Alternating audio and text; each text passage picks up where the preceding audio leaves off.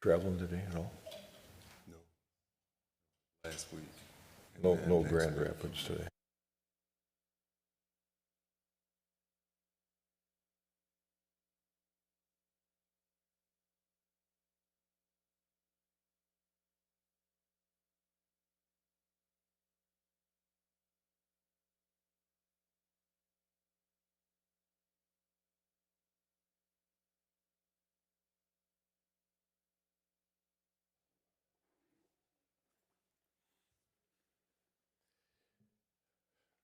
What a thing. I wonder what decade this came from.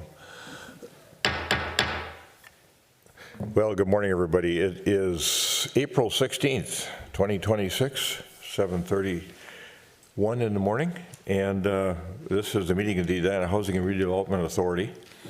And before we start the meeting, I want to let everybody know, as I think most people do that are regularly involved here at least, that we're doing these meetings on a hybrid basis. What we call a hybrid basis, it means that people can either participate in the meeting here, attend in chambers, or they can be watching online in some form or fashion and call in if there are things that they want to visit with us about. Sometimes we have two opportunities for that. There's a public comment period where people can speak about things that are not on the agenda or otherwise scheduled for a future public hearing. Or if we have a public hearing matter in front of us, which we do not this morning, they could speak to that as well. Having provided that information, I'm going to ask, I think, our Executive Director to call the roll. Thank you, Mr. Chair. I'm calling the meeting to order, too. So, and then we'll call the roll. Commissioner Risser. Here. Commissioner Jackson. Here. Commissioner Pierce. Here. Commissioner Agnew is absent. Chair Hovland. Here. Next is the Pledge of Allegiance. I pledge allegiance to the flag of the United States of America and to the republic for which it stands, one nation, under God, indivisible, with liberty and justice for all.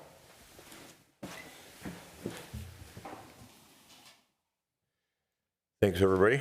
And we've got a meeting agenda that's been published. Is there anyone on the council or on the HRA that wishes to modify the meeting agenda in any form or fashion, or staff? Okay. Is there a motion to adopt the meeting agenda as published? So moved. Second. Commissioner Jackson moves. Commissioner Pierce seconds the adoption of the meeting agenda as published. Any further discussion? All those in favor of adopting the meeting agenda as published, say aye. Aye. Opposed? Carried. Meeting agenda is approved. We have an agenda to work from. And next, we are at that community comment portion of the agenda. And we do have a few of our fellow residents in the audience this morning. I don't know if anybody wants to address the HRA in a matter of concern to them that's not on the agenda this morning or otherwise scheduled for a future public hearing. You're welcome to come forward. And I don't see anybody indicating they want to speak. Anybody online? I don't have anyone online yet, but because there is a brief delay in the broadcast, I'd recommend we wait a minute or so before moving on. My clock shows it at 7:34, so I will come back to you at 7:35 or when I have a speaker, whichever is first.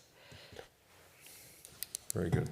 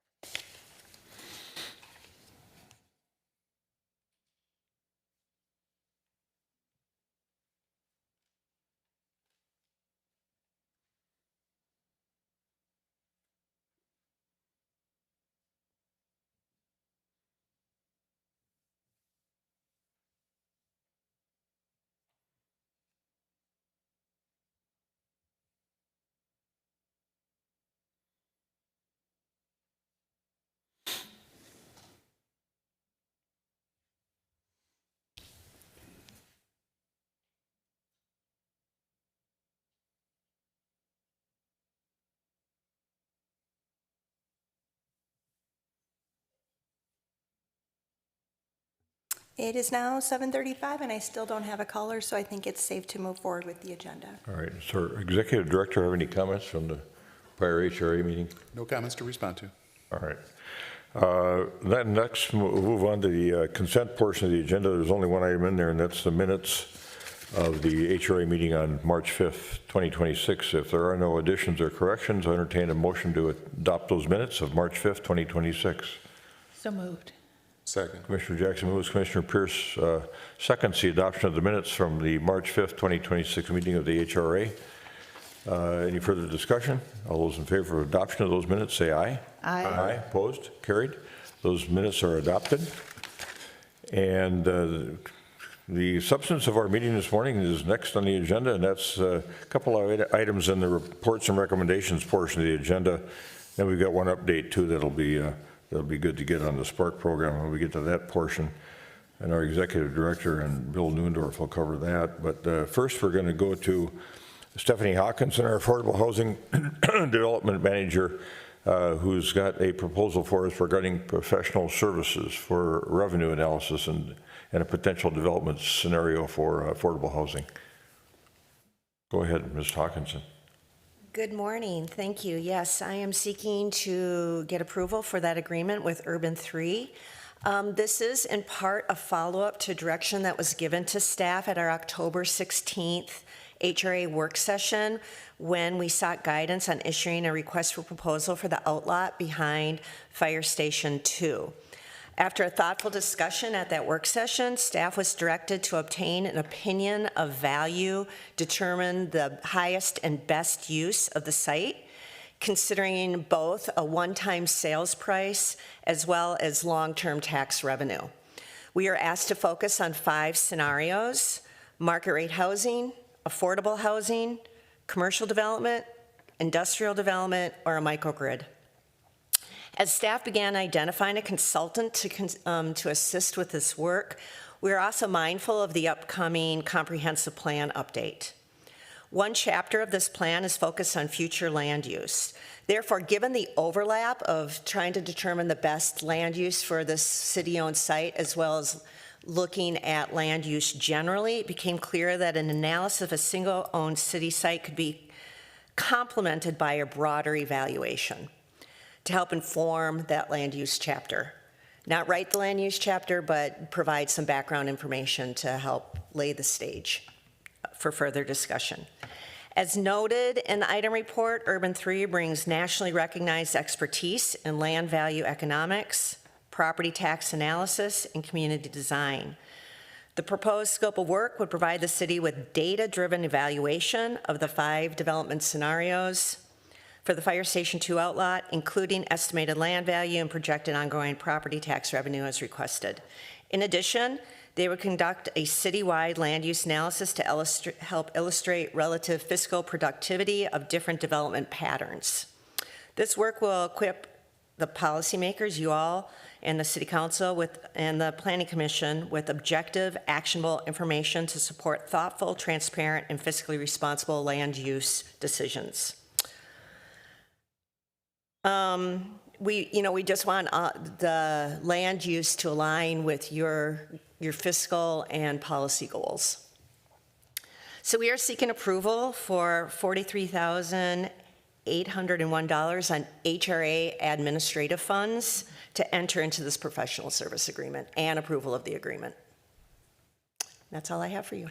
All right, questions for Manager Hawkinson? Yes, Commissioner Jackson. Thank you, Mr. Chair. So I will admit, I read this looking at it from the public point of view. I went through the city website. I did not see this proposal by the Urban 3, which I can see in my board portal. And so a lot of the details are laid out. I haven't read this, honestly, because, like I said, I looked at it from the public point of view. In the future, when we have documents that are on the board portal that aren't on the website, I'd love to have a tag about that when we get the notification, and I don't know who does that, because I had a lot of questions about the details, because in the contract, it just says consultant's proposal for focused economic analysis for the city of Edina, which is very vague. And what I'd like to do is amend this agreement to say incorporating the other document, which has the details of what they'll be doing for us. Because this is really, I read this and I'm like, I don't know what this means. Commissioner, I understand that, and the proposal is an attachment to the agreement. The reason why it wasn't included on the public space is because it's not ADA compliant, because it came from a third-party vendor, and so their proposal had graphics in it that did not follow the new ADA rules, and so that's why it was uploaded to the board portal, but not to the public-facing portal because of the ADA requirements that we now need to follow. Right, I understand that, and thank you for telling the public that. That being said, the contract as written, the agreement, does not incorporate that document. Yeah, it does. Where? Paragraph 1. Scope of services. Right, Exhibit A. but Exhibit A is not attached to this document. The Exhibit A is attached to the board portal version of the document, but not to the public-facing document because of the ADA requirements. But it is attached to the contract. Okay, okay. But I think you're making a really good point, and that is, when you do have a document that's attached as an exhibit, well, how do we manage that issue? I mean, that's something that should be available for the public to view, too. I think that Stephanie's not the subject matter expert on that subject, but Jennifer is. Not sure I want to be the expert on that either. Every staff report ends with a link for people to request information that is not posted on the website. So someone can make a request to receive that. I understand, however, Commissioner Jackson, that what you're saying is point out what's not posted there so that the public knows what's missing. So we can talk about that as a team, and perhaps the city clerk's office can delineate or come up with a standard for all packets going forward that way.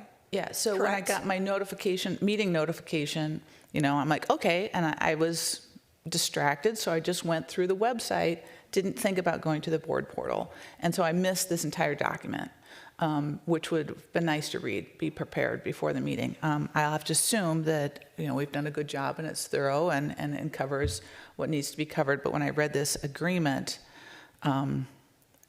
there is no Appendix A. I'm like, okay, well, that would be nice to have. I'll point that out to the city clerk's office. I think it would be wise to view your packet always through board portal.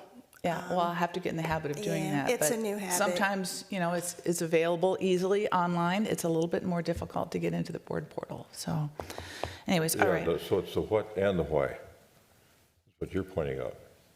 Yeah, no, What's missing and why it's missing. Yeah, and that's what you're trying to answer. It's I mean, I think interesting it's that safe to assume the only difference is that which cannot be made accessible. right. Well, it's an odd circumstance. The ADA, designed to create accessibility, creates less transparency, Yes. Yeah. Yes. Yeah. which is quite an You're aware. anomaly. Yeah. It's Mr. Chair, counterintuitive. And it's, I just wanted to mention, and maybe you're probably aware of this, but every city in Minnesota and in the country is struggling with this new ADA standard. I mean, it's very difficult to comply with, and everyone is making their very best efforts, but it's caused a lot of chaos and difficulty. So I know staff here is doing the best they can because everyone in the country is doing the best they can, and it's very difficult to do. So when we put the agenda out on the website, we need to say, list the document and say not available because of ADA. And I don't know who's responsible for that, but I think then at least, people are notified that there are, because it's, like I said, the way the agreement is written, it's very vague. I'm like, well, where is Appendix A? I'd like to see that, because that's kind of the meat of the matter. And I didn't, like I said, I was distracted, didn't think about going through the board portal. So that would be very helpful in the Yeah, future. good catch. Commissioner Risser. I do really want to echo, it'd be great if, because you can't, if you have to open every single item, there could be a heads up which within an item that something was not available, but I think at the very top of the agenda, every single board portal item should be listed so that the public can see just how many there are. And I don't know if you could do a package deal if you want to, put in that request for, that you have to submit for a data request. Like I would like all of the board portal items that are no longer available. I do want to say, as a city council person, I am aware of people who are concerned about that outlot. And so I proactively did, for this meeting, screenshots, created a PDF, and then sent it out to people proactively. And I don't know if that is okay. I did it comfortably because the deadline has not actually passed. That's the 24th of this month.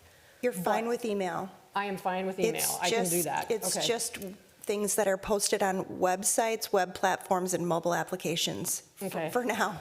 Right. Well, I'm happy to do that if people, anyone listening, I could provide that service if there's a topic you're really concerned about and there's a board portal item, I will go through that process and get that to you. But the other question I have, because this is focused on that outlot, it is a 4.8 acre site. And I know at other meetings I have asked, can we even actually legally create a new cartway to this site because it's under 5 acres in size? And I don't know if Attorney Kendall could comment on that.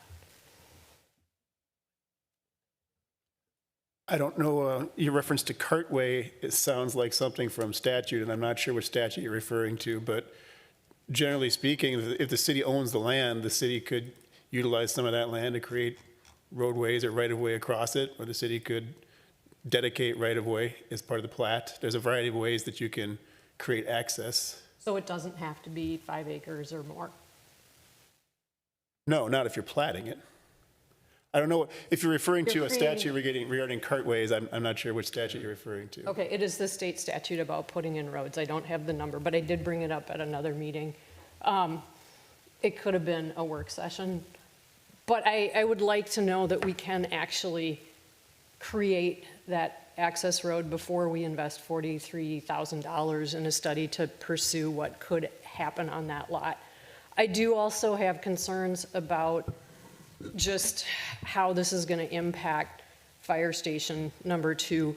And I think about how when we went through the process with Maison Green and the staff report listed entities around the proposed site, and it didn't include City Hall or the police station because it was diagonal, it wasn't north or south. And I just really want to emphasize that this is a very important piece of our infrastructure and how it functions, and also how it could, whatever development goes in, how it could impact, potential emergency services is something that's got to be a part of that. So really, that's got to be a critical factor in any process that we use to determine how we're going to proceed with that 4.8 acre site, which 1.9 acres is in the 500-year FEMA flood zone. So there's that as well. But high level, I have a concern about this particular contract being generated through the HRA, because it does specifically in the staff report say that, it references the comprehensive plan update. This is talking about land use, and this really appears to me to be beyond the purview of this body. We're told repeatedly, you can't talk about zoning here, you can't talk about land use, this is about projects. And so I do see a disconnect, and I'm wondering, has the Planning Commission been consulted about working with Urban 3?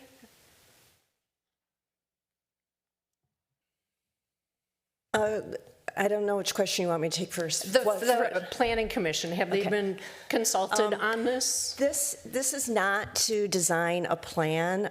It's getting the data and the background information that would go to Planning Commission so they can proceed with their work. It is providing base ground level information to help inform them, so when they do their work, they have some data they can work with.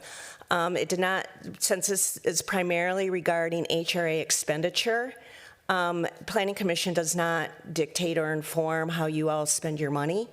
So when it comes to them working on the comp plan, there are multiple variables, and this will just be included in the data sets that they get as they proceed with their work. I understand that has logic. I kind of feel like it's a chicken and egg thing, and just the impact and the influence, and it feels like this should be something, you know, because it could have such a profound impact on how our comprehensive plan process plays out. I just, for the record, I am uncomfortable, but I do want to acknowledge I have been the one with sort of the highest level of being uncomfortable in terms of like what bucket of money things are coming out of. And so this is sort of a thing. And I did push back about the general fund being used for affordable housing, that idea, which came up 3 times. And I do feel that that's not a good way to go. So acknowledging my concerns, and I do still have that, but thank you. I appreciate your response. Thank you, Commissioner. Commissioner Jackson. Yes, thank you. So I've had a chance to read it now. This is helpful. We're often charged to make decisions based on data. How can we make decisions based on data if we don't get the data? So I appreciate your work in this, and I appreciate you following our questions and curiosity about this piece of land and how it fits into the overall city. We are the Housing and Redevelopment Authority, and this is data about what kind of housing needs, what kind of redevelopment things to expect. So a lot like the housing study that we did for the housing task force. I think this is very helpful, and I hope that the public appreciates that we have to spend money to get data to make data-driven decisions. So thank you for your work on this, and I'm in favor of it. Thank you, Commissioner. Commissioner Pierce. Thanks, Mr. Chair. I echo Member Jackson. We have had this conversation, and I appreciate that the city is seeking the effort, putting in the effort to get the data so that we can make an informed decision. I also appreciated the comments that this is broader than just the outlet. I think that was one thing that might have been lost in the translation with the public, that we're not just looking at that one specific site. And then the other comment I have for Manager Neal, I don't know if the concerns, to what extent the concerns from Marissa raised are applicable in this case, but I would want to just make sure, and I assume we are good to go, but I just want to make sure that we are moving forward with this, following guidelines, state statute, all of that. So you don't have to respond to that today, but that is a request that I just want to make sure that we're good to go. Okay. Thank you.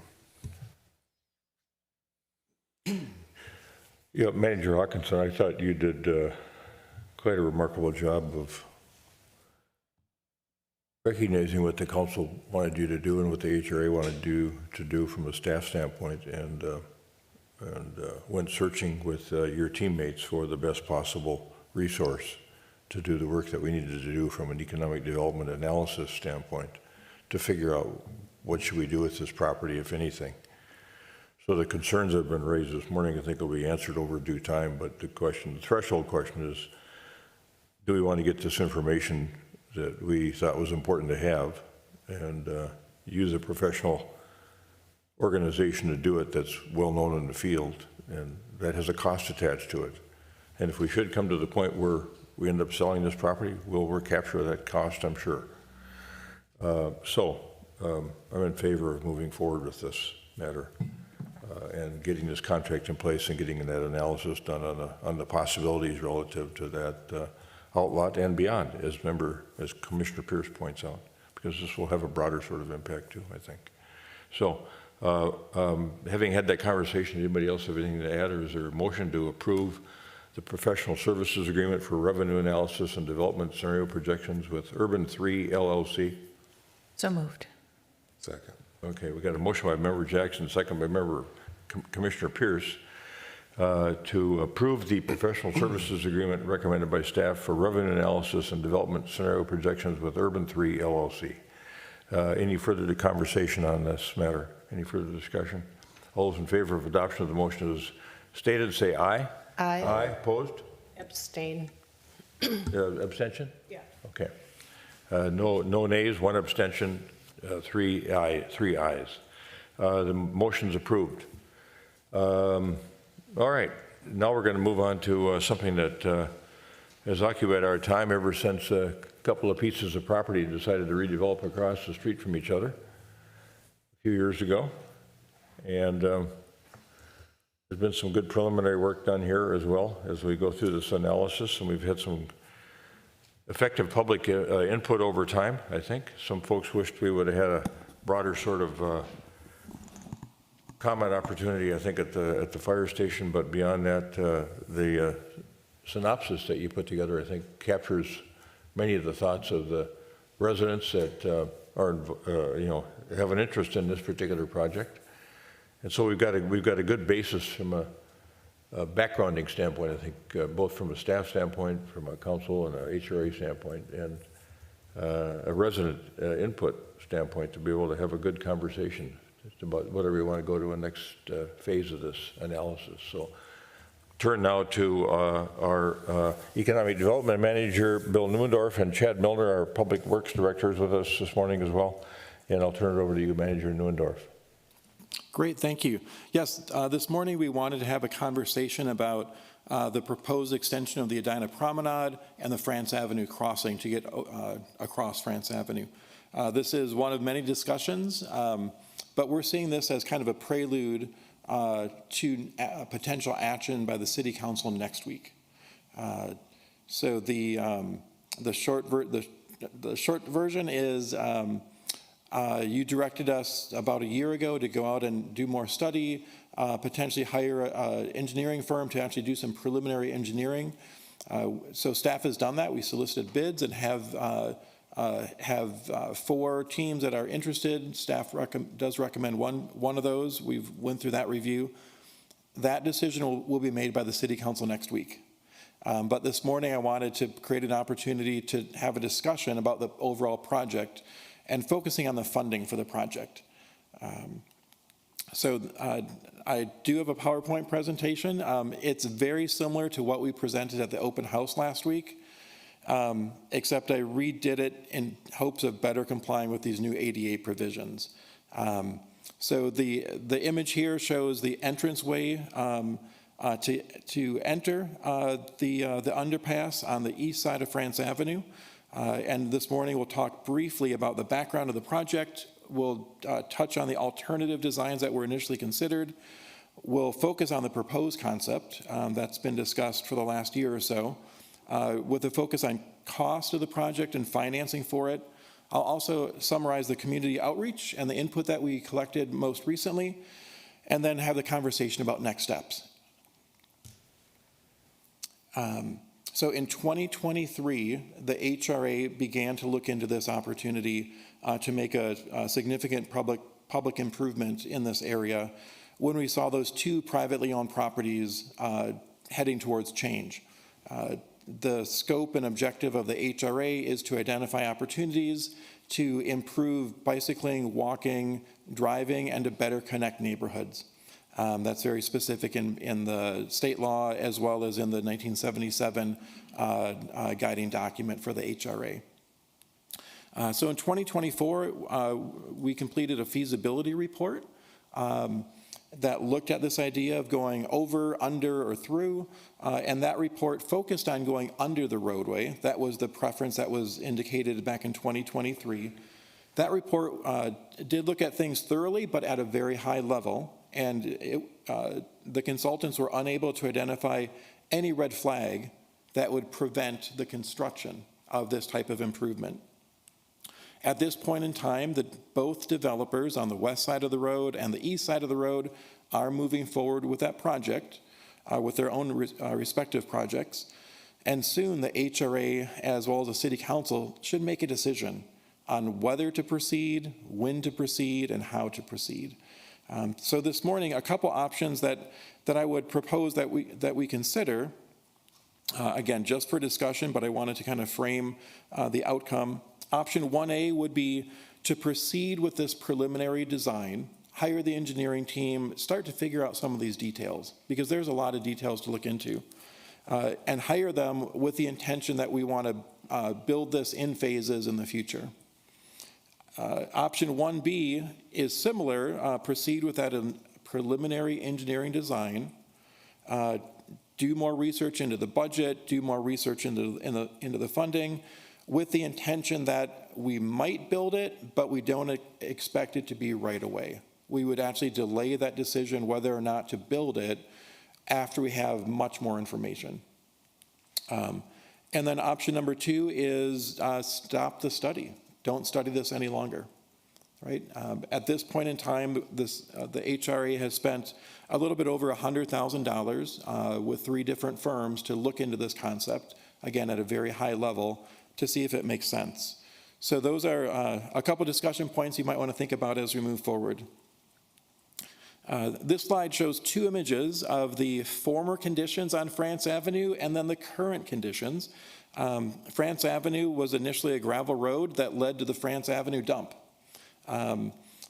Both of these photos are taken in approximately the same location, near 72nd Street and France Avenue, looking southbound.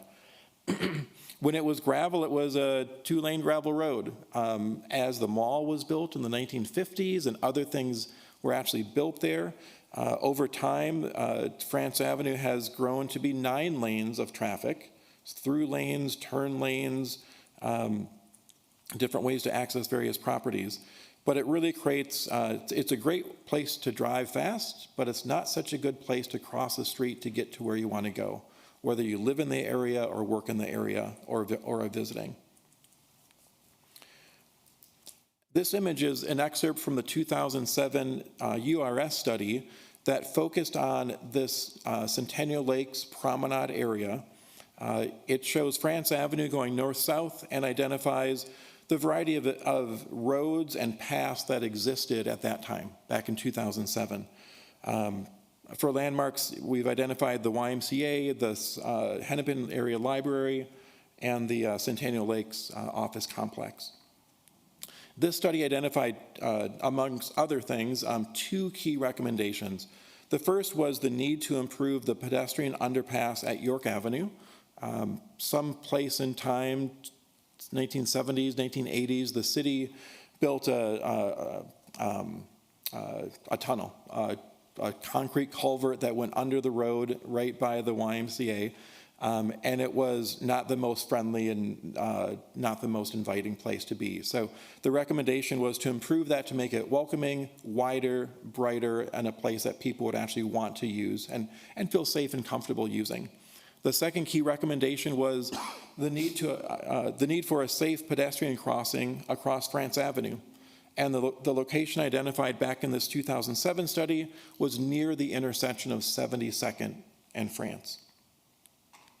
So this image shows the 2 approved projects back from 2023. It's the same area, so France Avenue is the center, going north and south. On the west side of the road, you have the 72nd, 7200 France property. It's a 5-acre site.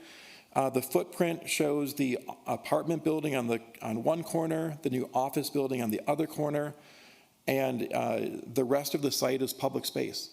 Through the entitlement process, through the financing process, the city was able to secure public easements to use that space for pedestrian activities, for pedestrian plazas, for bicycles and cars and all those types of things. On the west side of the street, the only thing the city does not have an easement on is the stormwater pond. That's a privately owned pond, and frankly, the city does not want to maintain it. So we decided not to take an easement on that. But the sidewalks, the trail, the plazas, the driveway, we do have easements on those. On the other side of the street, the former Macy's site is shown here. 7235 is the address of that one. Currently, it's one building surrounded by a giant parking lot. The developer has purchased the property with the intention of building 4 new buildings. The site would be subdivided into multiple parcels. Each of the building footprints is shown, and the buildings include residential, mixed use, potential office, retail, restaurants, interior parking, etc. Similarly, the city has secured easements over the new roadway that will be built, the new plazas that we built, the new sidewalks, the France Avenue frontage. All of those contracts have been prepared, not yet executed, because the city won't take ownership until they actually build something. Again, we want to know what we're getting the easement on, but those documents are prepared. They were part of the approval packages that were approved back in 2023 and 2024.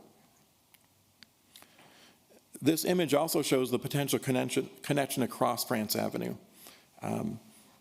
I'll jump back in time. These 2 images show the initial study. So on the left is an excerpt from that 2007 study that showed at that point a proposed bridge that went over the roadway.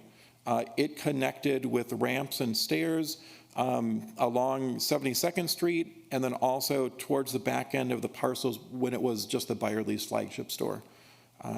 Ultimately, the city decided not to build that bridge. When we first started this new round of study, when these 2 new developers came forward, the image on the right shows the initial first glance by an engineering firm. How would you connect these 2 properties? So it shows a very simple design. The 72nd Street location got shifted to the south a little bit because with the redevelopment of the Lunds and Byerly site, the area where the old bridge was proposed is now the driveway into the property, or driveway into the underground garage. So the intention in all of these conversations is not to condemn properties. That's not our goal. We're trying to build Edina, not tear it down in this area. So these initial concepts showed pretty basic thinking of what might be possible. We did find this to be of interest back in 2023, and we hired a firm to look into it with a more creative lens that was truly people-focused, rather than drawing straight lines just to reduce the costs. How can we design something that people will actually use, that will actually be additive to the promenade, to the greater Southdale area, and Edina as a whole? We created what we called a scrapbook of ideas, and you've seen this multiple times as this was prepared. But as staff and the consultants talked to a variety of stakeholders, we took the ideas that were offered and researched and put them into a scrapbook. So I will touch on just the highlights of some of the ideas we looked into. These images on the left shows a very simple traffic calming approach, trying to do an improved crosswalk at grade, but also with traffic calming features like changes to the signal timing that would give pedestrians a better chance to make it across the 9-lane road in one light rather than getting stranded in the middle. When we met with Hennepin County, they were not interested in changing the signal timing. Their priority is for through traffic from the crosstown to 494. So as we looked at some of these more simple approaches, the county transportation department, which oversees and issues permits for this road, just was not interested. So we got more creative. The image on the right shows probably the most creative and wild concept of separating the through traffic by going, having the through traffic at a lower level, and then creating travel lanes for local traffic at the surface. So once you would eliminate the 9 lanes of traffic to just simple 1 lane northbound, 1 lane southbound, it's very easy to put a crosswalk that is easier to cross. However, the cost of something like this is out of this world, and that was a very short conversation, but those kind of bookend our approaches, from the simple to the wildly ambitious, and then we started settling on things that were more realistic.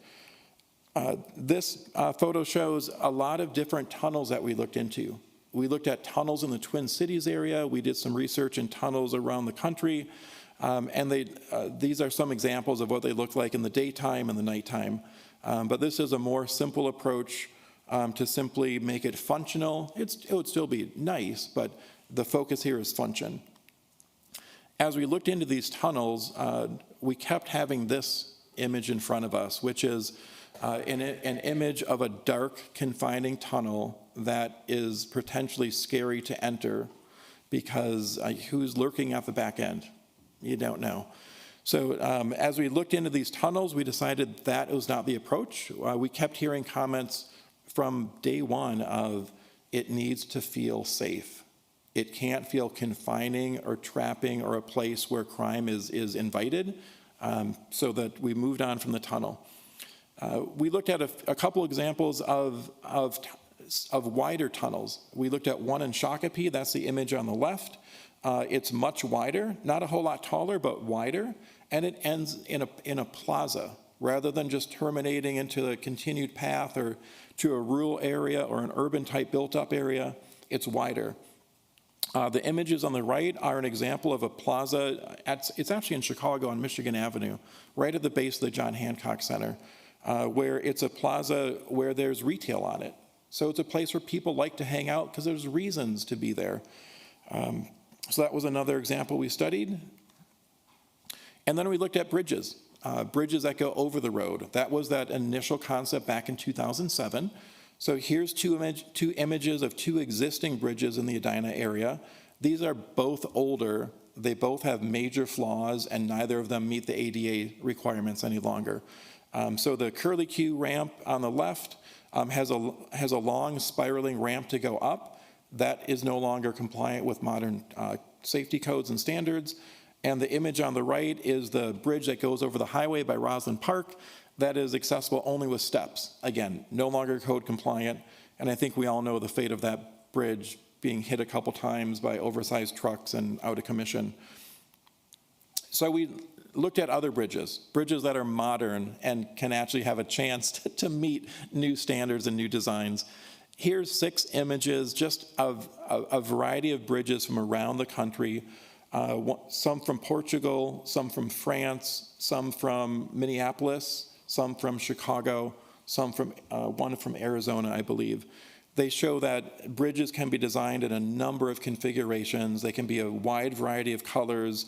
They can have covers over them to make them interesting. They can have lighting, a lot of different ways to design a bridge with interest. One of the notable things, though, is in order to meet the ADA standards, we have to have ramps. We can't just have steps any longer. We need ramps. And at this particular location on France, in order to get to the height that we need, the ramps would be very, very, very long. I'll show an example in an upcoming slide. In fact, this slide. This image shows an example of what a bridge would look like if we aligned it along the existing 9 Mile Creek Trail, just as an example. So there's a lot of engineering notation on this particular image. I apologize for all the detail. But in the center, it shows France Avenue going north and south, and then it shows a blue section, which is actually the bridge that spans over the roadway. It's about 115, 120 feet wide. In order to fit in a ramp and not close driveways, not close down businesses, the ramps to approach from the west and from the east would yield a total bridge that's approximately 1,700 feet long. So we would build the ramps 10 times longer than the bridge.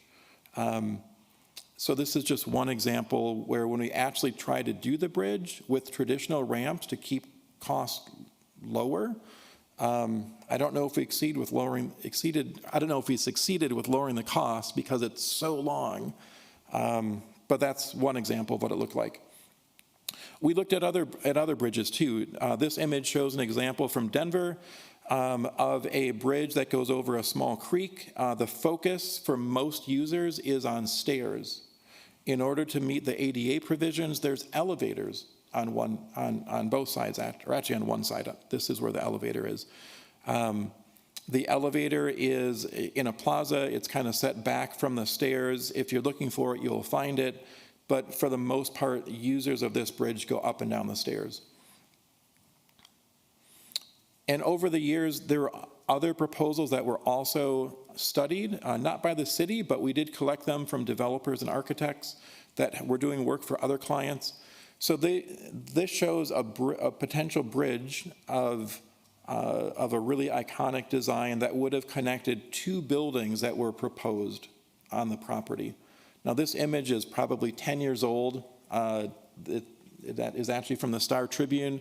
The conversation did not go far. Neither of those buildings got built. But the idea here was that the bridge connects on the second level and connects those private buildings. It's possible. The concern there is, in order to access it, you have to go through privately owned space. And will that feel welcoming? You have to go up into the second level of a private building, like the Skyways in Minneapolis. And then the image on the bottom is another concept that was studied by developers but never implemented. They addressed the same challenge of France Avenue being a barrier, and what they studied was to build a land bridge, not just a 10-foot wide bridge, but truly a land bridge over it. Again, that concept never went very far. So we looked at a lot of different ways to solve this problem, but I'll conclude with where we finished the conversation. We looked right in our backyard. Here's two images of underpasses that exist at Centennial Lakes Park and on the Edina Promenade. The image on the left shows an underpass that goes under 2 lanes or 4 lanes of park lawn. The underpass is about 60 feet wide. It's all paved, and there's trees and landscaping. It's well used. Oftentimes, I wonder if people even realize they're walking underneath traffic. It's really integrated well into the park. And the image on the right is the existing underpass that was built around 2010 or so at York Avenue. That one replaced the original concrete culvert with something that's about 25 feet wide or so, about 12 or 13 feet tall, and it's more welcoming, broader. There's art in it. There's some benches. So as we brought back this scrapbook of ideas and had the conversation of, what should best be pursued here? What's the direction we should go, if any? We brought it back to this image, which shows, in concept, the four footprints of the building on the east side of the street, the 2 buildings on the west side of the street, with its potential to expand the promenade. It's not just about building a bridge or an underpass. The idea is to actually extend the promenade to better connect the neighborhoods on the west side of the street with Centennial Lakes Park. So that's the history, and I'm sorry that it took so long, but I did have too many slides, Jennifer. There you go. So with the HRA, we started the conversation here because both of these sites are TIF redevelopment districts. Both of those TIF districts that were created included in their scope the ability to build public improvements, including pedestrian and bicycle improvements, whether bridges, underpass, or crosswalks. So the estimated project cost, this comes from the 2024 study. We haven't updated it, but it's a good place to start. We are including 0 for land acquisition because we've already negotiated public easement rights at street level with the developers. So there's no funds in here for land. We don't believe any will be needed. We do have $4.2 million for the bridging itself, the retaining walls, the concrete, the actual underpass itself. We added $1.5 million for architectural elements because it has to feel inviting. It can't just be a dark, scary concrete culvert. We also included $660,000 for water and sewer utilities. We included $500,000 for private utilities, Comcast, CenturyLink, and everybody else that's in that area. We included $1.2 million to rebuild that portion of France Avenue and the sidewalks that run parallel with it. We included $3 million for landscaping and streetscaping.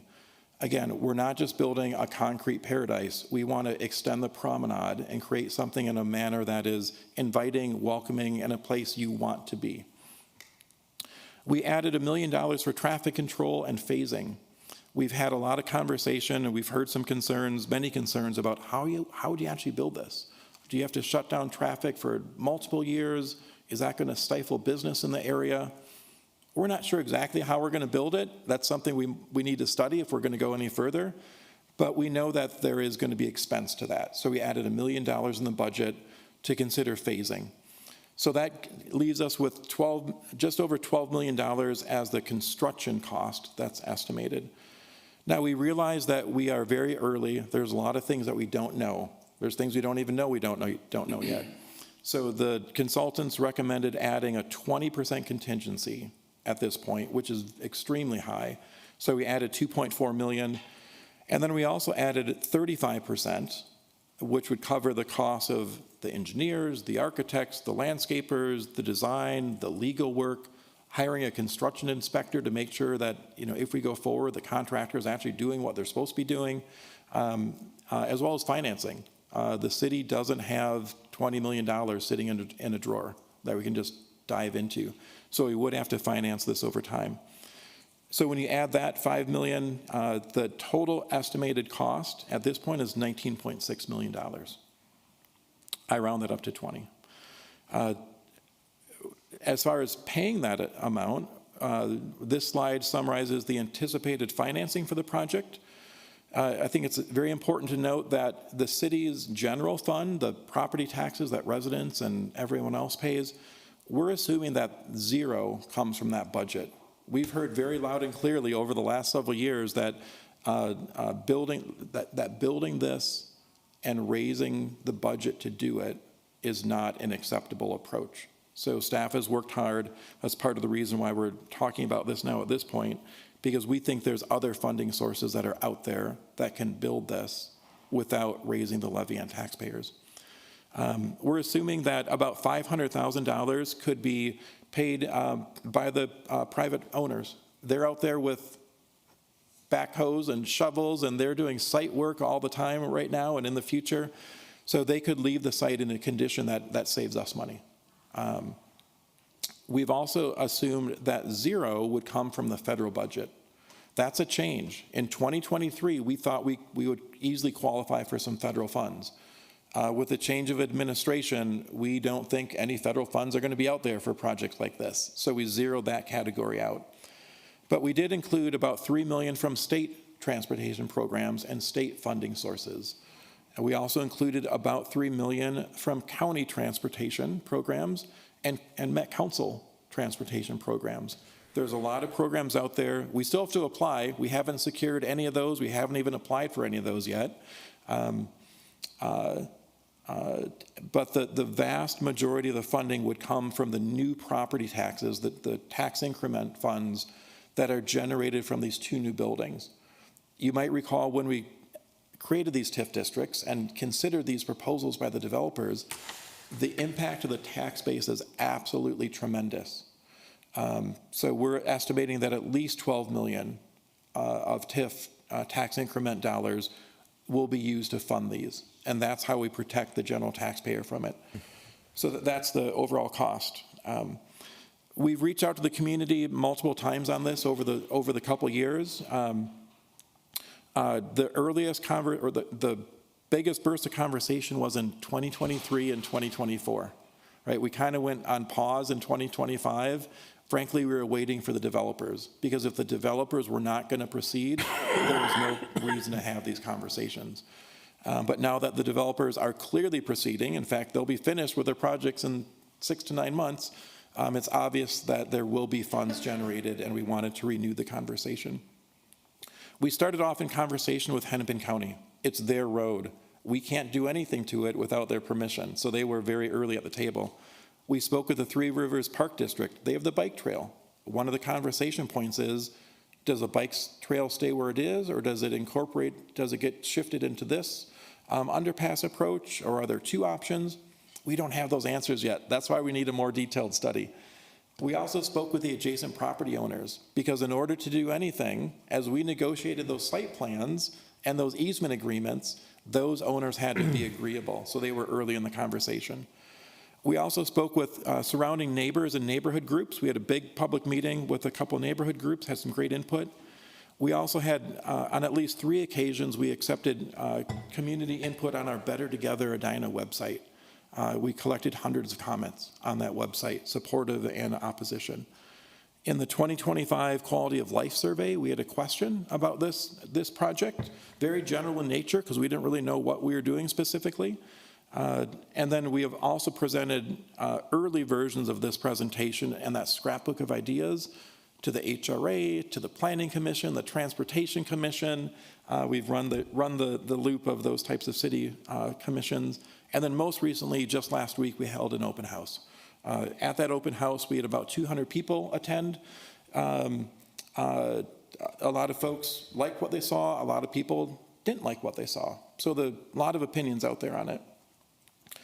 I tried to summarize what we heard last week.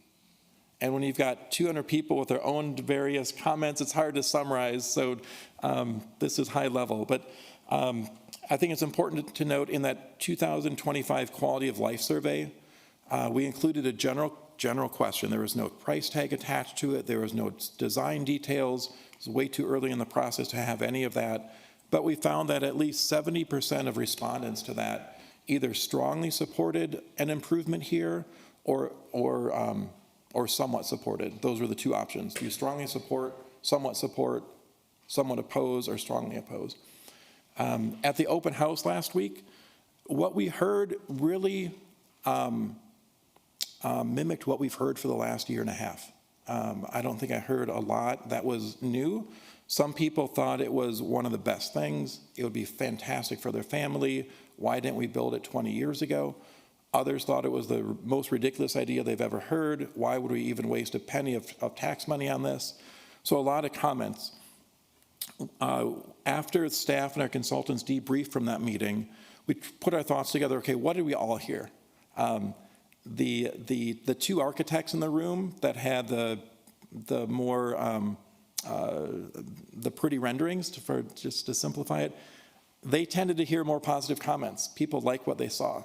I was the guy that was staffing the poster board about financing. I heard a little bit of positive, but mostly I heard about how people don't like paying taxes.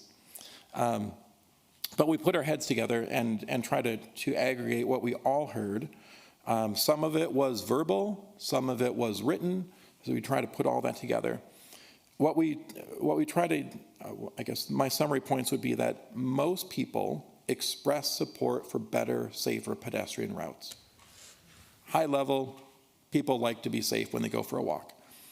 There was also a lot of concern about city spending and the goal of having a reasonable level of taxation. That came out quite clearly. As far as whether or not people like this underpass idea or not, what we found is younger households tended to strongly like it or mostly like it. Older folks that participated tended to not like it, saying that they don't walk so much any longer, they don't think they're going to feel safe, they're certainly not going to ride a bicycle, so why would they pay for it? So that was the age difference became clear when you bring that many people together. Overall, we also heard concerns about cost control, overruns, delays, all those types of things that are possible in any big project. We also continued to hear that concern about personal safety. Is this a place I will be safe using? Is this a place where if I go for a walk with a stroller, am I going to get mowed down by a bicycle racer that's speeding by me? And is it a place that's going to attract kids and vandals and there's going to be graffiti there? So those types of safety concerns, again, we heard those in the very beginning. We are still hearing those. And then finally, there was a concern about the cost of maintenance. Staff believes that we've got a plan to fund it without impacting the tax levy, but we still have to maintain it. And that's something that we don't have a detailed plan, but we know that that's important and needs more study. So with all that, thank you for listening. Thank you for your patience. I'm going to go back to where we started. The image here is that same easterly approach to the underpass. This is in front of the Macy's site, looking to the north. Both Chad and myself are here to answer any questions. And we'll go back with those initial options that I started with to frame the conversation. Option 1A, do we want to consider proceeding? works out, we would probably build it. Option 1B, do we want to proceed with that preliminary design, get more information, better understand the costs, better understand the financing, and make a decision whether or not to proceed at some point in the future? Or option number 2, stop the study and don't study this any further. So with that, Mr. Chair, thank you again for listening, and I'll turn it back to you. Very well done. You make this presentation a few times, you get pretty good at it. And it was a good backgrounding, I think, for all of us. And Chad, thanks for your participation. Really, I'm glad you're here this morning. And you stood patiently by. Ready for questions. Bill made that comprehensive presentation. Colleagues, thoughts from you? Let me just get one thing in my head here. At one time, I think it was at the council, we talked about potential of, I think it was a $400,000 contract for engineering purposes, and I think, if my memory serves me right, it was amongst the array that you talked to, LHB was a recommended engineering firm, and so we decided, well, we didn't even know if they were going to close on the purchase of the Macy's property at that time, so we deferred on that decision. So I take it that that's under 1A or 1B, that's one of the first costs that we would face. That's the question we'll ask you next Tuesday evening. So we had four firms submitted responses to that RFP. We had multiple departments and the Hennepin County reviewed those proposals, and we were going to recommend LHB as the lowest cost, but also met the values of the RFP. So that's the question you're going to, these options to answer for us on Tuesday night next week. Well, it's a good thing to keep in mind as we sit with our HRA hats on, that we've got a decision point coming next Tuesday. Commissioner, go ahead. Yes, thank you, And then Mr. Commissioner Chair. Wisser. So as you were speaking, one of the questions that came up and has come up in our emails and everything is, how many people do we think are going to be using this? And so between now and next Tuesday, would it be possible to send an intern out to count the number of people who go through the or the York Avenue underpass, just to say, if it's exactly like the York underpass and is used in exactly the same way, this is how many bikes, this is how many pedestrians we saw in a 2-hour period of time. So I don't know if you've got staffing to do that, but I think that would be at least a tiny estimate. But people are like, how many people are going to use this? I'm not going to use this. And so if we have an idea, come from York Avenue. We don't even need to do that. We already have the data. So that's in the packet. We measured this along the trail right near Macy's in September for 1 week in 2024. Okay. And it's 300, it averaged 300 users a day. Okay, great. So we'll have that in the information for you next week. That'd be wonderful. Thank you. Can I ask a follow-up? What area was that again? I missed that. It was right next to Macy's on the Three River Park Regional Trail. So it's just it's basically near this graphic you're looking at. Yeah, I know what you're talking about. Yeah, I just didn't hear the And it averaged area. for that week, right? It was just 1 week in the fall. Okay. September 24, 300 users per day. Thank you. Okay, great. On that same issue, before Commissioner Jackson moves on to our next question, do we measure any traffic counts on the east-west leg going underneath York? Because I think that would be a more appropriate sort of comparative. How many people were moving back and forth under York Avenue? I think it's pretty comparable between the Macy's location and York, but we don't have data on York. Okay. I suspect it's less than that, just having been down there quite a bit. All right, okay, Commissioner Jackson, go ahead. Yes, thank you. So another question, and you touched on this. First of all, thank you, both of you, for the open house on Monday. I had not had the opportunity to be with the public talking about this. This was extremely informative for me to see people face to face. It's one thing to see a survey, it's another thing to meet with people. So that was extremely helpful, and I know it was a big deal to put that on, but so I want to thank you both. One of the other questions that came up actually in relation to our liquor operations, when York Avenue was shut down all last summer, it impacted our liquor store, and people are concerned about the impact on businesses if we shut down France Avenue. So I know that's part of the presentation. We don't know what the staging is, but I want to make sure that if we move forward, that's one of the top criteria that the initial study looks at, because we want to make sure that we're not That was really bad to have York shut down for so long. I felt that, and I never go to that part of town, but I felt it repeatedly. So if I felt it, I know that people who live there felt it very badly. And I think my fellow commissioners will have questions about finance. One thing I do want to say on your slide, looking at the different expenses, we're $1 million short. I think it would be $13 million of TIF if we did that. So between now and Tuesday, if we give the same presentation, we should reflect that. And I will say my questions, and maybe I'll let my fellow commissioners add on to it. The first one is, what are the costs of maintaining it? The second one is, we already have TIF districts on both sides of this project. If we do this and we do the full $20 million with TIF, how much longer would that potentially extend the TIF district? So if we anticipate I think they're both 25-year TIFs, I don't think we're anticipating that they will go the full 25 years to pay off what we've already agreed to finance. But how many years, if we had the full $20 million paid for through TIF, would that extend the period? Because I'm thinking it's 2026, 25 years from now is 2051. If you're 70 years old now, you'll be 95 before you see any impact on your property taxes at all, if it goes the full term of the TIF. And if it's 20 years, you'll be 90. Otherwise, you'd be 95, and that's for people who are 70 now.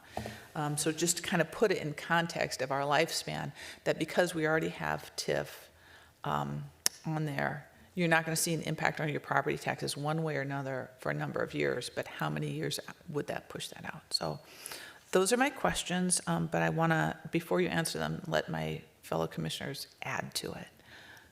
Thank you, Commissioner. Commissioner Risser? Thank you. And I am for option 2, stopping expenditures on this project.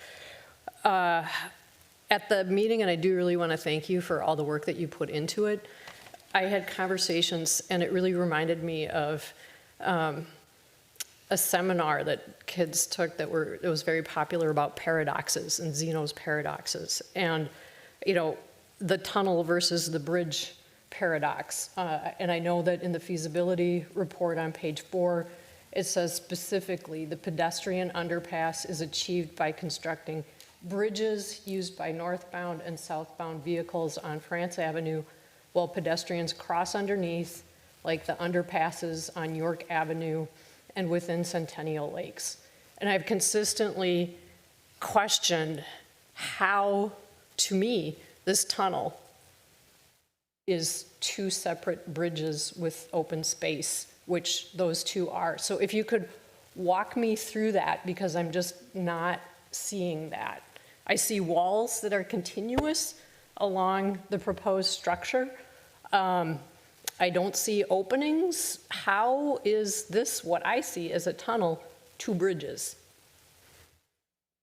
So when we look at the structure, it's basically a definition of a structure. So with the bridge, we're using beams. When you use beams, it's called a bridge. If you use like some of the examples Bill showed where it's just a circular concrete culvert, that we would typically term as a tunnel. So it's classified as a bridge structure with the Federal Bridge Inspection Program because we're using beams to build it. And yet the classic definition of a tunnel is an underground passage, which this appears to be. Just a comment, hence the paradox. That's the first paradox. The second is it will have 0 impact on property taxes. And I do want to thank Member Jackson, who just noted that people won't see any relief on their taxes until after the TIF district has expired. And so it will have an impact on taxes. It might not be directly funded, except if we start work on this project and there isn't enough generated TIF increment to pay for it, we are going to have to bond for that. True? Yes, I would expect that we would bond to build this. I mentioned we don't have the city doesn't have $20 million cash in a drawer, so we would bond to build this. Those bonds would be repaid with TIF. Grants received from third parties would reduce that overall bond amount very, very quickly in the first 2 years, but we definitely would repay it from TIF as a primary source. It is possible if everything goes haywire, the city would still be issuing the debt. So if there's TIF shortfalls that would come somewhere else from the city, we'd have to identify a source. We've waited for about a year so that we would see whether or not the developers are going to proceed. At this point in time, I feel comfortable that they will proceed. If we did have to bond, that would have an impact on property taxes, true? Not correct. I met with our finance director yesterday, and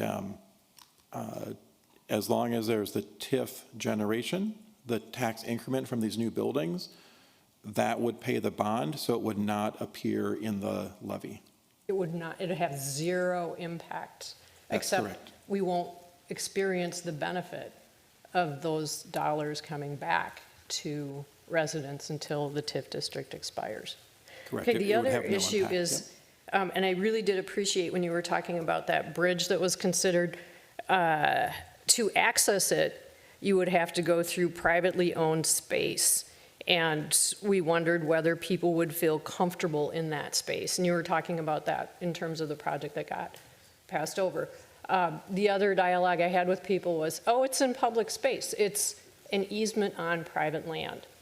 And you have to go down 72nd, enter onto a private space, and then loop back in order to access the tunnel on the west side. So there's that whole dynamic. Is it public? Is it private? And an easement over private land does not create the same kind of feeling that you get when you're on the public trail headed toward the York Avenue underpass, which is two discrete bridges.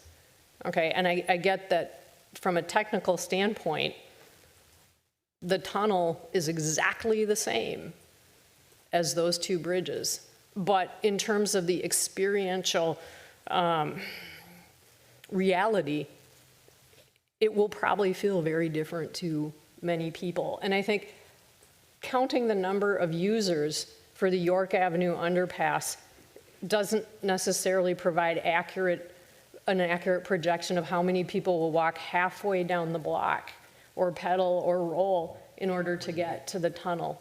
And thus far, we have seen approaches to the tunnel coming from the northwest and the southeast, but not other approaches. And I keep thinking about how would you get to the tunnel if you were coming from the northeast, and you would have to go up into private space to that sidewalk that is created by Lunds Byerly's, and there's a slope, and I don't know if the slope is ADA compliant, but it would come down, and then you'd have to go down to where the tunnel entrance is. And it's important to note this experience of going down below grade along that section of sidewalk is something everybody is going to have to experience regardless of whether or not they want to use the tunnel.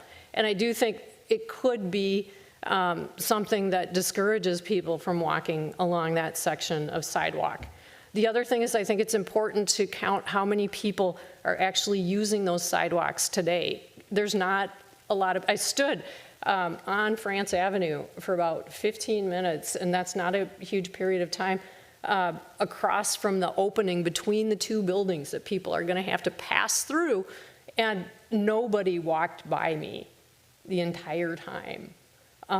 So I don't know how much use that sidewalk would get. I do have concerns about, and some people have said it seemed more like a promotional event, and I appreciate all the work that went into it. But then if we could go back to the slide that talked about the quality of life survey. Okay, that question, it wasn't about this specific location. It was about a safer crossing across France to connect neighborhoods to the promenade. And the promenade extends north-south quite a distance. It's not just at that location. So I think, and you can say you're splitting hairs, but on the other hand, it is important to have it be very accurate. I do get concerned when I keep seeing the video. It's a beautiful sunny day, and you've got all this, you don't have rain, you don't have ice, you don't have darkness, you don't have the reality of what the tunnel is going to look like during different, types of weather seasons, times of day, night. Is it going to be open at night? That's a question I've heard repeatedly. Is it going to be open 24/7? Yes, It will. Okay. be open, just like Centennial Lakes trails are open now, 24/7. Okay. All right. That's good to know.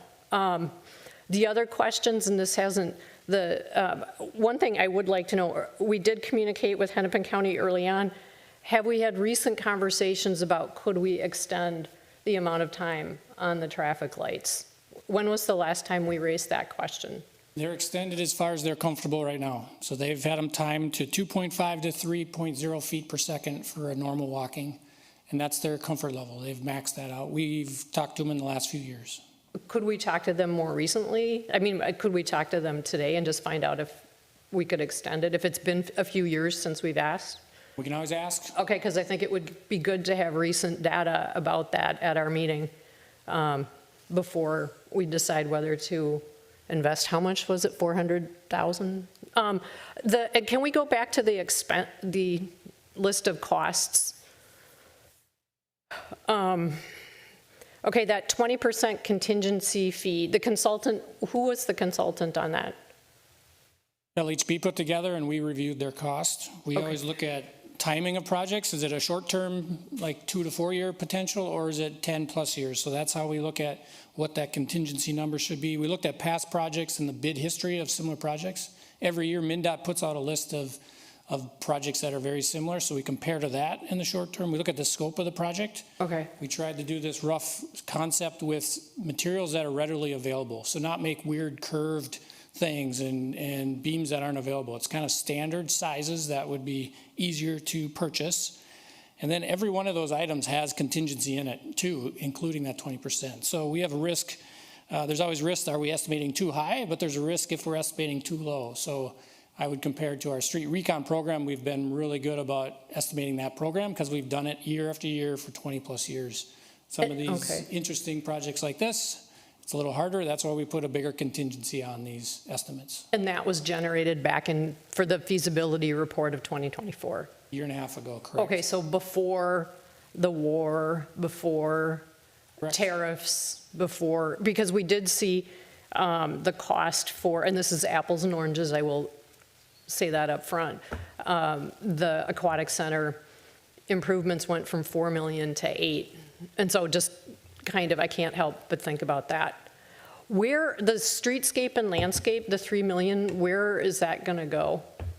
We need this next contract to determine where we can integrate things like that between the development projects and then also on the easements that we would have control over along France Avenue and all those spaces. Where is there enough room to do it in? So it's a placeholder. All these things are placeholders now.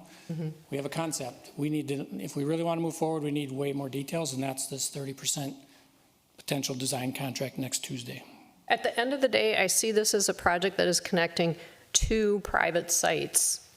And so I see it as very different from the York Avenue underpass, where you have public space going under a busy road to another area of public space. And so that, for me, really is, again, one of the reasons why, and we have been working on this for pretty much my entire term on council.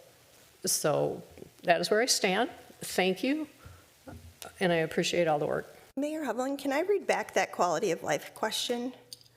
I just want to make sure, like, we're really being accurate about what that question said. So it's question 21 on the survey, and it said, France Avenue is a busy thoroughfare used by about 27,000 vehicles per day.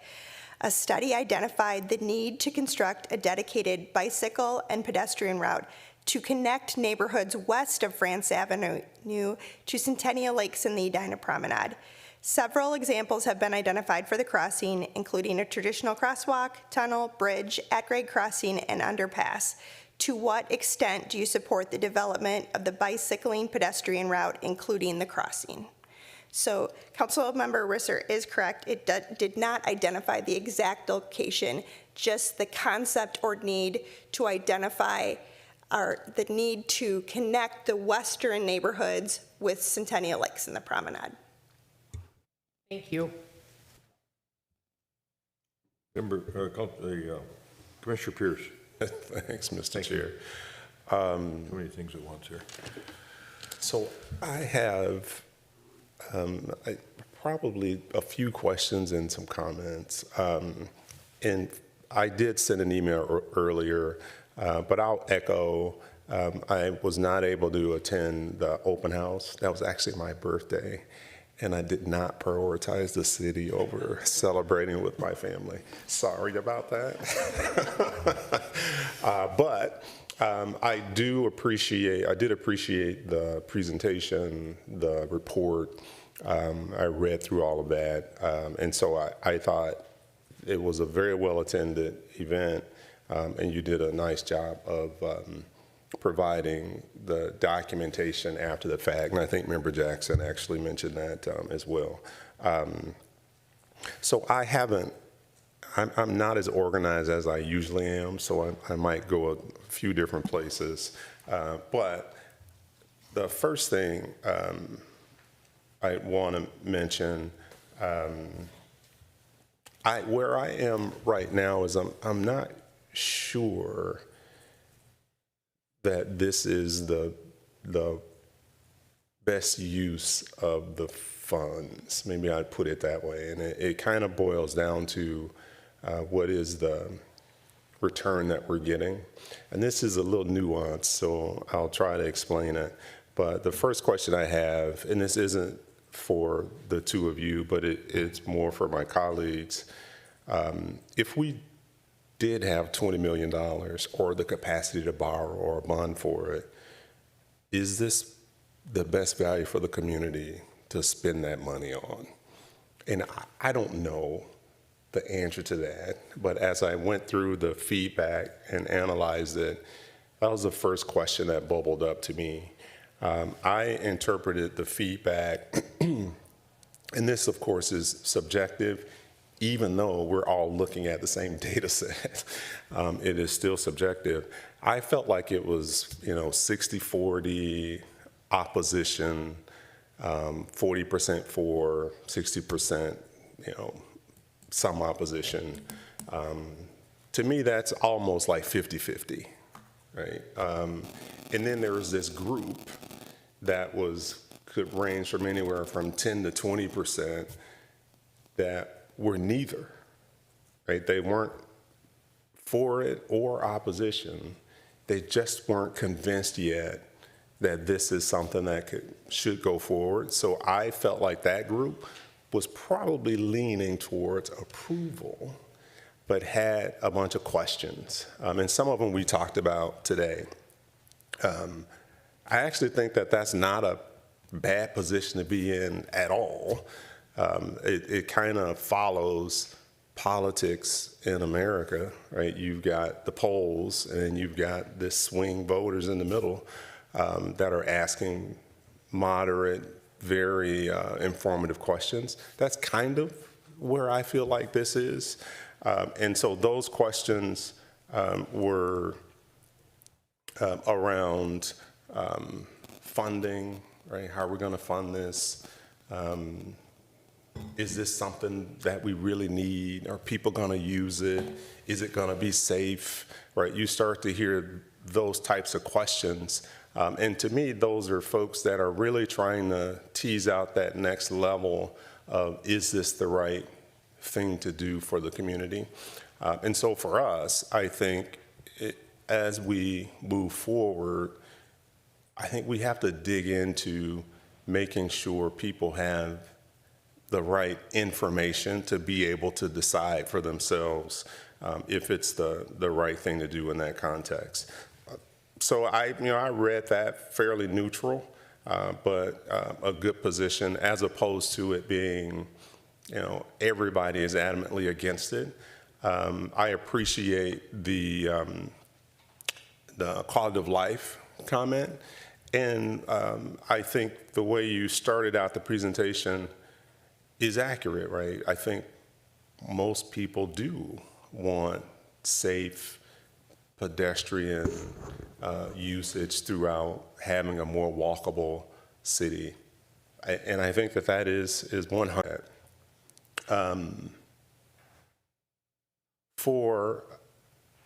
I think people come into the process at different entry points. And I know you guys know this, but that is a huge challenge for a project that is going to extend. We've been talking about it for this long, and it's it's a $20 million price tag. We still get comments, voicemail messages, email messages from people asking us to vote a certain way on things that we voted for a month prior.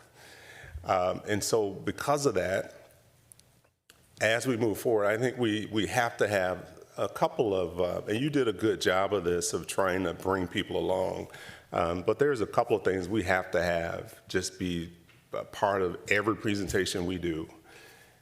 These are the alternatives we looked at, and they were too expensive, right? You walked through it today.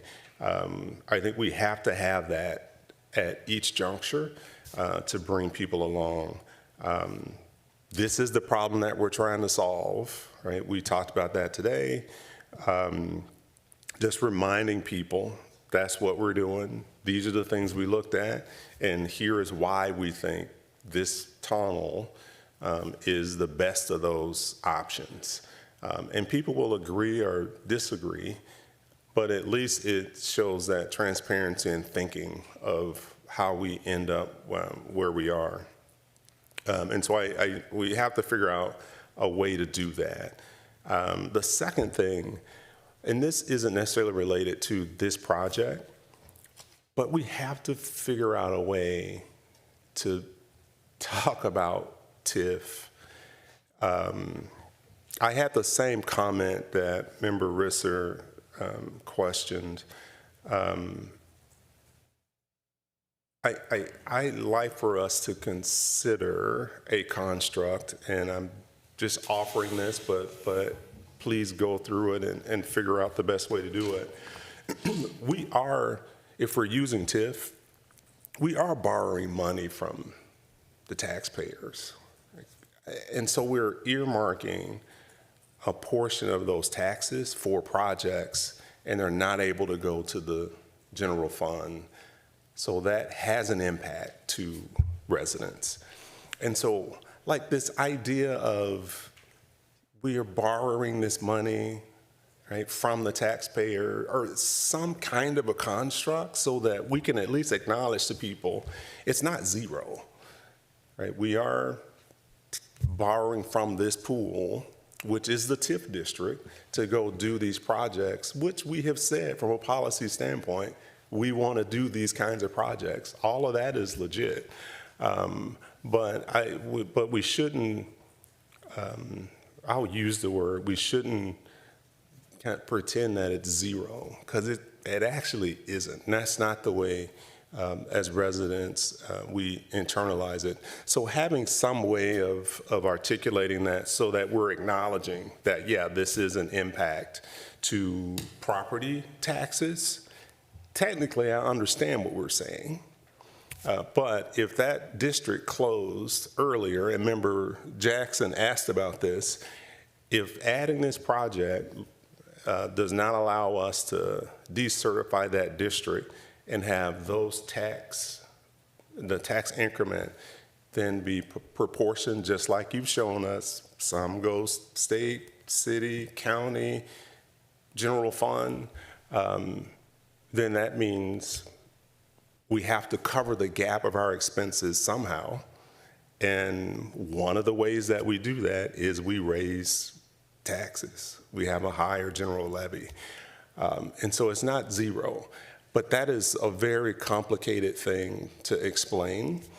However, when we say it's zero, it kind of feels disingenuous because it's not actually zero when you think about it in the way that I described it. So I think I'd like to see us figure out a way to do that. And then my other comment, I do feel like there's value in this. I think it is true that the majority of folks would like to have, like I mentioned earlier, safe pedestrian pathways, 100%. But here's the challenge for me. Representative government is like extremely hard. It's extremely difficult. And so I'm gonna give you guys an example. I live in Highlands, and we don't have curbs or sidewalks. And I can't remember who I was talking to, but I said, how come we don't have curbs or sidewalks on my street? I have to walk a block to get to a sidewalk or curb. And so every fall, spring through fall, I fight with people parking on my lawn. And we've been there for 13 years. Every year, I'm fighting with that. So I'm asking, why is that the case? Well, apparently back in the day, and I don't know how far back this was, right, the neighborhoods, you got to vote whether you wanted a sidewalk or a curb. And for whatever reason, my street said, we don't want them. And so I don't have them. And I wish I did. And so one of the things that we typically do, and we all do this, every one of us, so I'm not calling out the 55,000 households in Edina. When things come up, we evaluate those through our personal lens. How does this impact me? And if you're on a cost lens, and you're gonna talk about my taxes are too high, right? I don't wanna do this. If you are a certain demographic, you're gonna say, I don't ride bikes. We don't need a bike path. If your streets are wide, like the ones in Merritt Circle, you're gonna say, we don't need a sidewalk. These streets are plenty wide enough, people walk all the time. If you live in the Southdale area, you're gonna say, man, there's too much crime. This tunnel is gonna add more crime. Most of us have that personal lens that we look through. Our job as elected officials is to try to figure out how to balance our personal lens, your personal lens, and what's best for the future of the community. That's what the challenge is. And when I look at this project, I can definitely convince myself that there's value in solving this challenge for the community. But we gotta do it in a way that balances both sides. And so, yeah, I'm irritated almost every time I walk that I don't have a sidewalk. Every time somebody parks on my grass, I get irritated by that. But I get it. So I am not 2, which was move on, wrap it up and move on. I can't remember what 1B was. It was proceed with preliminary design and budget prep and delay the project. Yeah. Which I don't know what that means either in terms of expenditures. Well, I am somewhere in the ballpark of, I think we probably need some more analysis, somewhere in there. I'm not at 2. And then the last question I have, I told you I wouldn't have this in order. I think I was supposed to close with what I just finished. On slide 19, I think it was, where you had the cost layout. Yeah, it wasn't this one. It's maybe the one before that, where you've got that one. And so there's roughly 9 or 6 million that's estimated.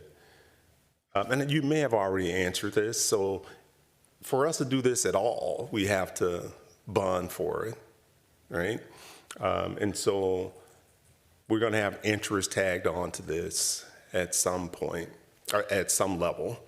And so so the question I had earlier was if we think we're going to get the 12 million from the TIF district, we're short the 6, how would we get the 6 million if the state doesn't come through and if Met Council doesn't come through? I think the answer to that is we would bond for more. But that was more my question. When you're looking at the projected funding, we're quite significantly short. And so my question was going to be, how do we close that gap? How do you foresee us closing that gap? Sure. So I'll wrap in an answer to that question and Commissioner Jackson's earlier questions that go to the same heart. So both the cost estimate and the financing strategy are both preliminary, right? Just to be crystal clear on that. We feel that with these, going for outside sources, we'll go for as many programs as we can. But ultimately, when we bring a project to you to build at some point in the future, we will want to have all these details refined. What does it really cost and how are we really going to pay for it? We're just not anywhere close to that point yet. Okay. So the TIF contribution is estimated at this point, and it assumes that the TIF districts run for their full 25-year length.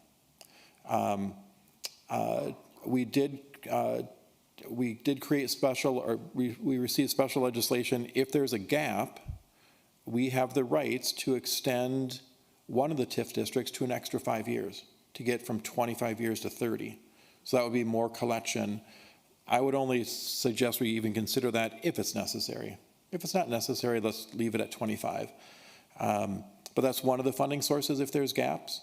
And I know there's a couple other programs. We've got PACs. Chad might be able to speak to some of the other engineering resources that we have available to us.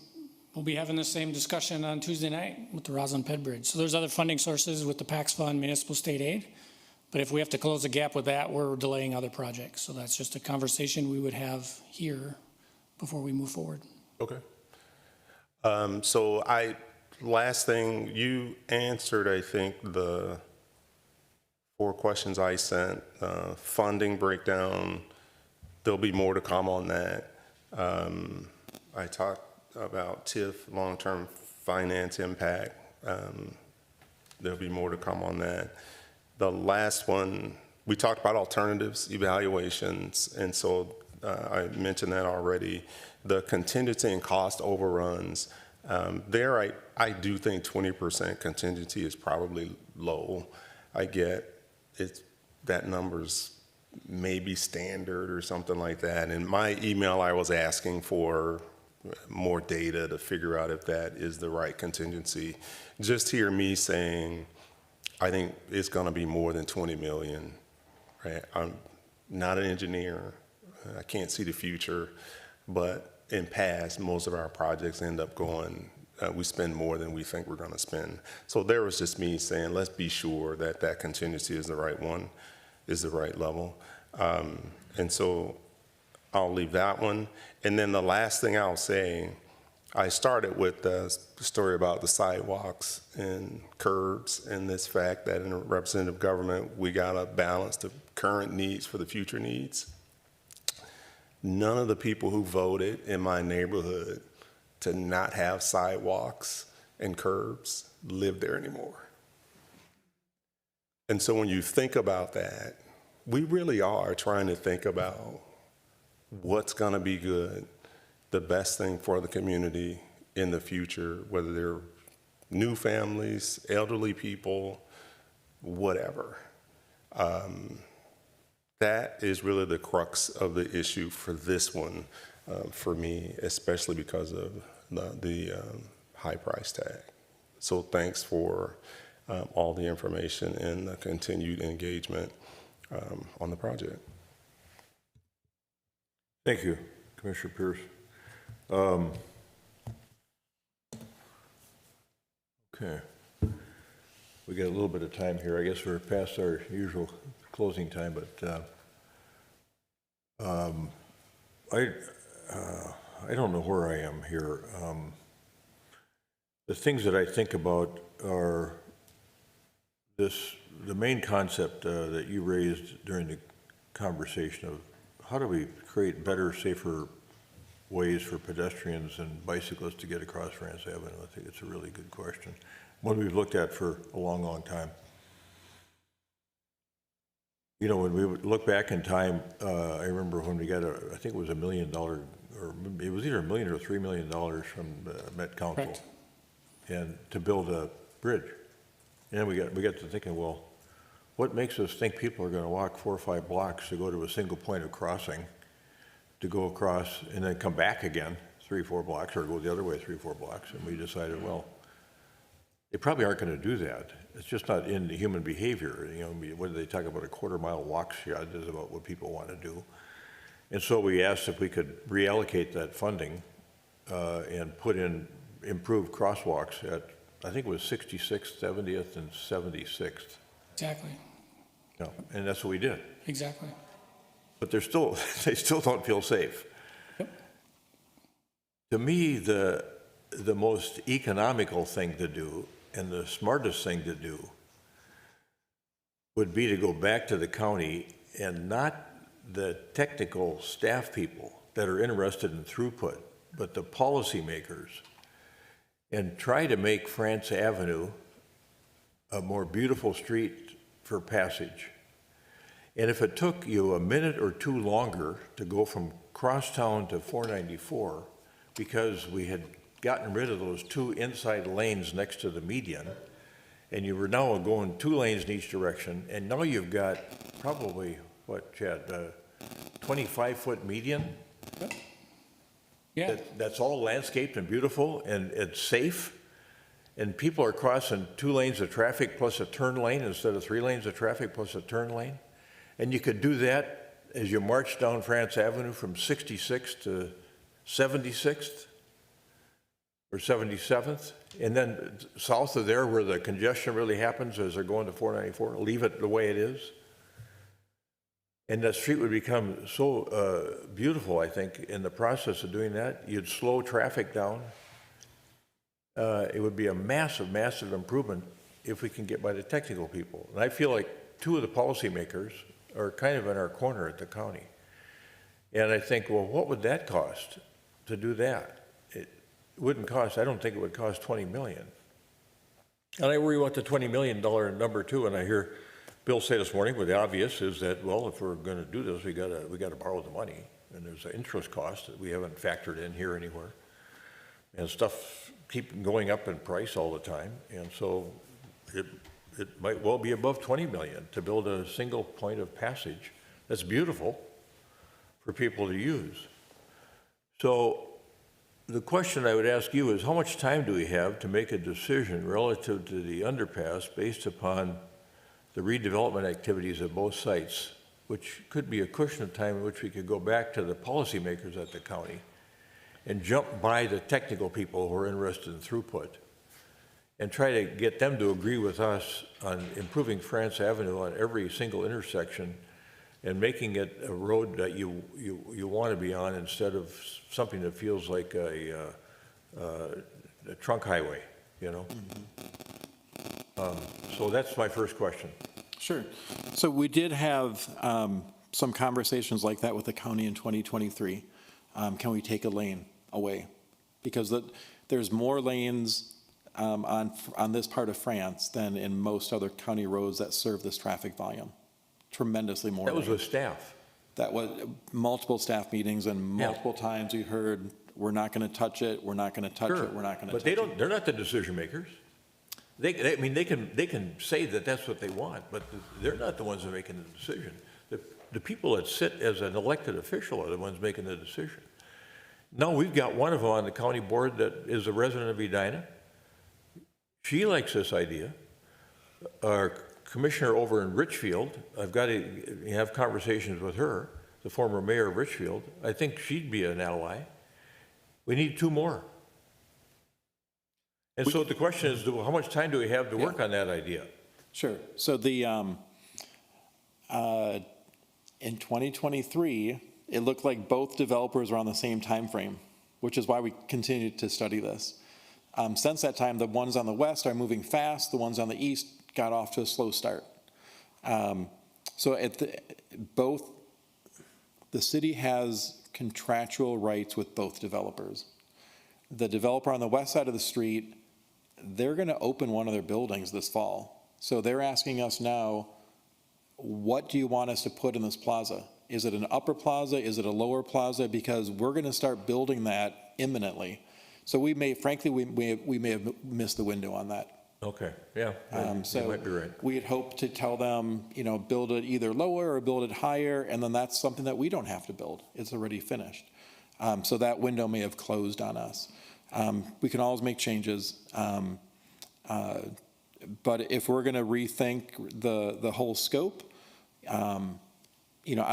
anything's possible. I mean, we have contractual rights, but we don't have obligations to the developers. They have obligations to us. So, with the TIF funding, one of the TIF districts starts collecting this year. The other one doesn't even begin to collect until 2028. So one of the conversations I had with our finance director was, if we're going to build something like this, when's the best time? Do we want to borrow theoretically today, knowing that we'll have funding in a couple years? Or do we want to wait a couple years until we know that funding stream is generating and build it then? We've waited 80 years already. Does it matter if we wait another 2, 3, 4, 5? So I guess as far as any time limit, Chair, we set the schedule. If we think that additional study is needed, or a different scope, or a different project, or no project, all those options are on the table. And I would just offer on that west side, they're building the buildings. I was between them taking pictures. They're backfilling in the next week or so. That's stuff that could be removed, and this idea could be placed in the future. So they're not building anything that's going to be in the way that's a big structural building. Okay. If we just go back to the underpassageway then idea, what would be the cost associated with getting to the next step under 1B and the source of funds to take us to a more definitive cost and financing estimate situation? That'd be that contract we're asking you to approve next week for $387,000. So we need to do some real engineering. To get to more definitive answers, you're saying we got to spend almost $400,000 bucks. What's the source of funds for that? We would use existing funds in the Centennial Lakes TIF district. Those funds are already held in the city. They were collected from the commercial property owners in that Centennial Lakes area. And they're, per the TIF statute, we can use them for studies just like this. So. The other thing that I'm having a difficult time with, just sort of subjectively, instinctually, I don't have a problem analyzing the ROI if we could get the county to agree to do what we just talked about. Let's figure out a way to get people safely across at grade and do this by going on a road diet. That seems to me to be well worth the money up and down the street. What I have trouble with is the same thing Commissioner Pierce mentioned, is how do we analyze the ROI on a $20 to $30 million investment on a single tunnel that might handle 300 people a day? How do we do that? I mean,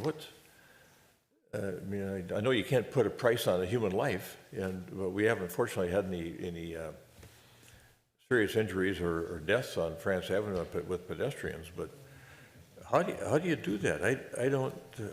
I'm befuddled by that. Yeah, and the volume of traffic too. Volume of use. We know that with sidewalks. We built sidewalks and they come, kind of like that Field of Dreams thing, because people say, well, no one's going to use it. Well, they do use sidewalks, and so I suspect the same thing would happen here. It would be used maybe more than we expect, but how do you still go about analyzing the ROI and not having it be totally speculative, and make sure that when you think about a $20 million investment or whatever it might be, that you figure out it's going to be, that it's worth it, as opposed to trying to figure out how to get people safely across. And even if we had to get people safely across that grade with 6 lanes of traffic and 2 turn lanes, people are doing that around the world too, because I've looked at that. I mean, that's one of the benefits of AI. You can look at, well, where in the world are they getting people safely across 6 lanes of traffic at grade Well, you can find examples of that all over the world, including one in Scottsdale, but right across from the Kierland Shopping Center, where they're getting them across at grade with timing signals, big, wide, painted crosswalks, you know, better landing areas. So there's still, so now when we meet next Tuesday, the question that's going to linger for me between now and next Tuesday is, do I want to vote for spending $400,000 to go a little bit deeper and find out a little bit more? I don't know the answer to that, but I want to talk to those two county commissioners in the gap period here and see what I can find out. Commissioner Risser. To your point about working with the county policymakers, I think it's important to recognize that in September of 2025, that was when the county came up with its Towards Zero Deaths action plan. And I'm just looking at it, you can see the map, and yes, we have had a fatal crash on France Avenue. There's a red dot, it's near the Bloomington border, but I have not read through this, and I will do that before our next meeting, but when I think about Hennepin County, to be honest, from somebody who is an advocate for safe streets, and that's really one of my things, I think of the people who I work with from the county who are part of the Towards Zero Death program, and they are totally on board with that. And also the Minnesota Safety Council, and design is such a critical factor in reducing traffic violence. And so I think, you know, we're talking about conversations back in 2023. I think, you know, what happened in 2023 may be very different. You know, the dialogue could be very different than, you know, today in 2026. So I really do support that approach. Yeah, thanks for that. Executive Director Neal. Thank you, Mr. Chair. I just wanted to let you know that we do have Commissioner Edelson coming to a city council meeting to give a special presentation like she does annually at your May 5th meeting. Okay.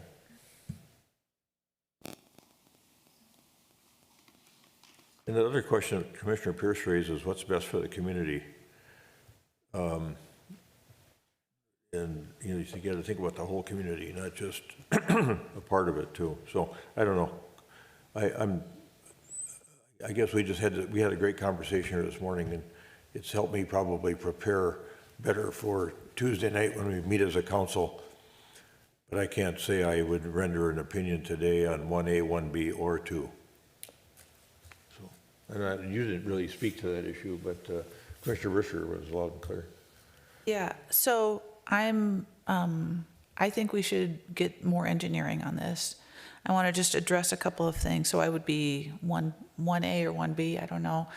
Certainly the people who are in favor of this are really in favor of it. So I'm going to speak on their behalf and say, let's go and let's look.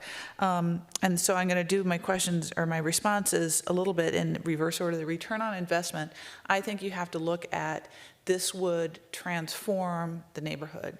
It would connect Fred Richards Park and Centennial Lakes Park, and I think that the impact actually goes far beyond the number of people who are crossing there now.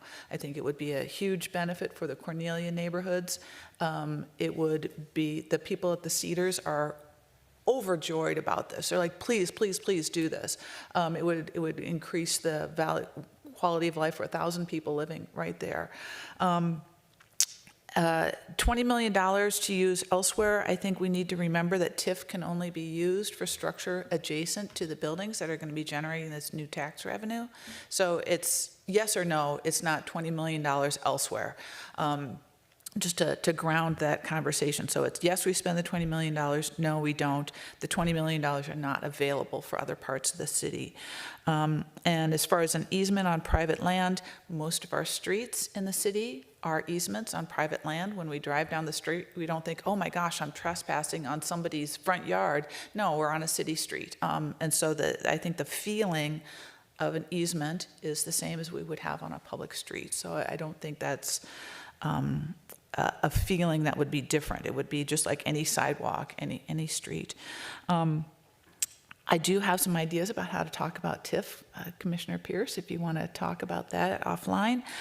So yeah, I'm 1A. I will be 1A on behalf of the people who begged, please, please, please move forward with this. Thank you. Okay, thanks for that.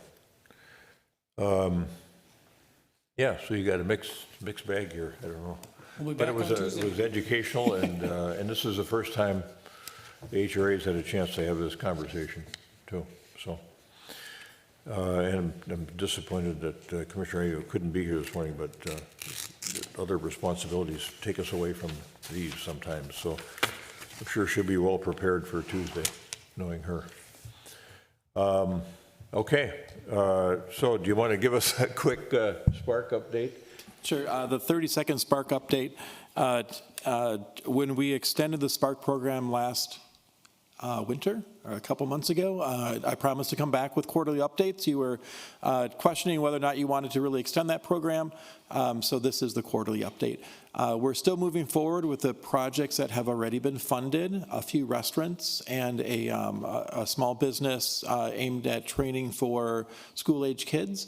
Those are underway, looking to open, or the two smaller projects are looking to open in the next month or two. And then the restaurant is on track. In the last month or so, you may have seen they flew in the steel and the second story is being framed, so those are going well. I'm still in conversation with other small businesses to provide assistance if so needed. I'm in conversations with a small handful of businesses. I'm not sure if they're going to come forward, though. Some of their funding needs I don't think are eligible. It doesn't really grow the tax base. So that's one of the challenges with this program is it's not just free money, it's strategic funding that can help grow the tax base and create jobs. So I'm still on the lookout, and I'll provide another update next quarter. How much is left in the Spark Fund? Around $1 million. Okay. All right, anybody have a question for Commissioner Risser? No, but I want to show you a map after the meeting. Okay. All right, thank you, Mr. Newendorf. Thanks for all that good work you're always doing and the creative thinking that you have. It's really appreciated. All right, anything else from HRA members or the executive director? All right, is there a motion to adjourn? So moved. Second. Now we've got a motion and a second to adjourn the meeting of the HRA this Thursday, April 16th, 2026 at 9:27 a.m. Any further discussion? All those in favor of adjournment say aye. Aye. Aye. Opposed? Carried? We stand adjourned.